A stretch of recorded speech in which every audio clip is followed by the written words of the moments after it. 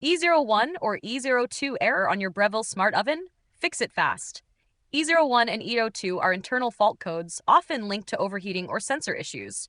They won't clear by themselves, but you can run a few safe checks before you call for service. Step 1. Power reset. Turn the oven off, unplug it from the wall, and wait at least 15 minutes. This lets the control board fully discharge. Plug it back in and see if the code clears. Step 2. Check the outlet. Connect the oven directly to a grounded wall outlet.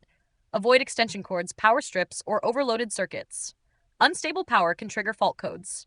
Step 3. Restore airflow and clearance. Give the oven at least 4 inches of space on both sides and 6 inches above. Keep the rear vent path clear. Do not cover the crumb tray or any surface with aluminum foil, which traps heat and can cause errors. Step 4. Clean the crumb tray and vent slots. Pull out and clean the crumb tray and wipe debris from the vent slots. Do not touch the quartz heating elements themselves. Just clear around them so air can flow. A soft, heat-resistant cleaning brush is ideal for the vents and tight corners. I've linked one in the description. Step 5. Test again. Start a simple toast or bake cycle and watch for the error to return immediately.